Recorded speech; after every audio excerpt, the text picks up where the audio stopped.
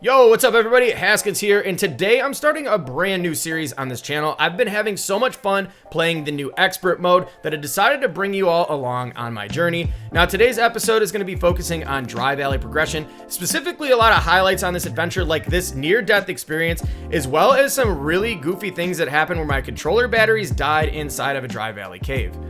If you want to check out the full-length video of me playing through the grasslands on live stream, I'm going to link that video in the description. And if you're new to the channel, welcome. Make sure you subscribe if you want to follow me along on this journey, and be sure to check out some of my other content such as tutorials and review videos. This is a LEGO Fortnite specific channel.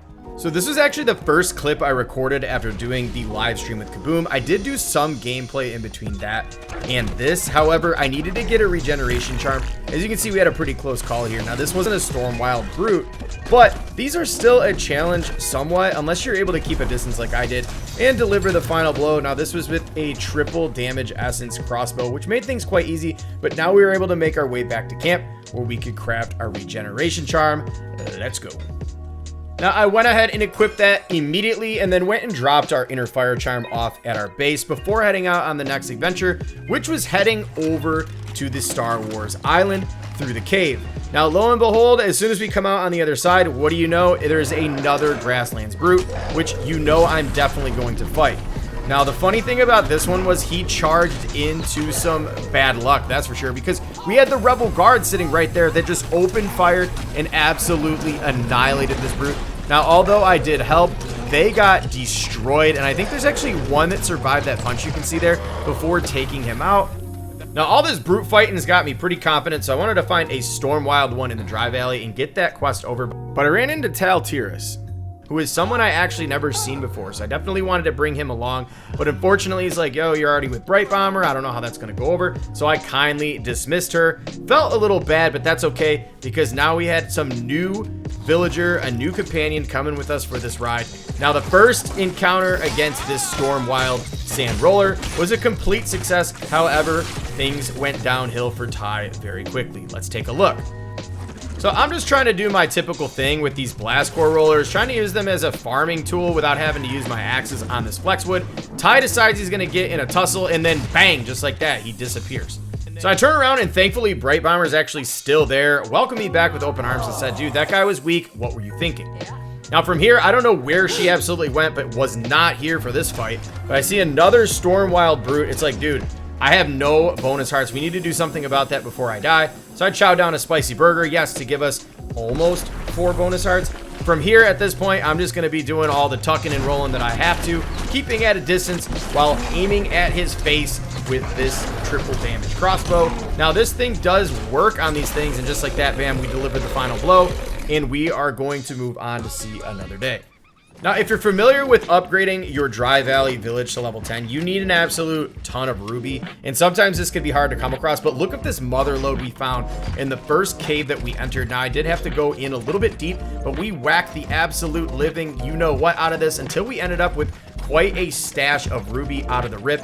Was super happy until then all of a sudden, the worst thing that could possibly happen in a cave happens, and my controller dies. Now, how could it get any worse? Well, take a look, because I have literally 5 seconds left on my cooling down, what was that, the snowberry shake. Now I'm hot, I'm losing health, I have no idea what's going on, but luckily I was able to get some batteries, power up the controller, and smash down another snowberry shake. And just when you think things can't get any worse, my glider fails to deploy and I fall down into the lava where I'm literally clenching my butt cheeks. But look what we find, more ruby. Excellent. So this was kind of this like mental roller coaster here where it was like, things were going well, then they went bad, then they went well, then they went bad again.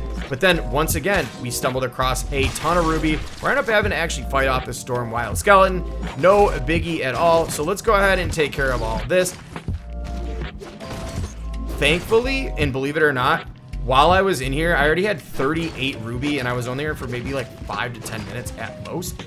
So we did have a little bit more inventory space. I grabbed some obsidian slabs, some copper bars, and then bam, just like that, there's even more ruby. So let me just tell you right now, this cave, I was absolutely able to get all the ruby I needed, but it wasn't without a fight from all of these dang skellies. These things were chasing me around in laps. I thought I had completely lost them, but unfortunately they found me, threw some dynamite at me, and I thought I was good, but like literally turn around 2 seconds later and here they are again. So I just continue to run laps because I didn't want to mess with them. and tried using another one of the blast core rollies to deal some damage. And unfortunately, it really didn't do much. So I had to fight off one last skelly and lost the other ones. Now I was able to successfully and carefully, or I should say safely, start to get the rest of this ruby so that we could head back and do what we needed to do to upgrade our village.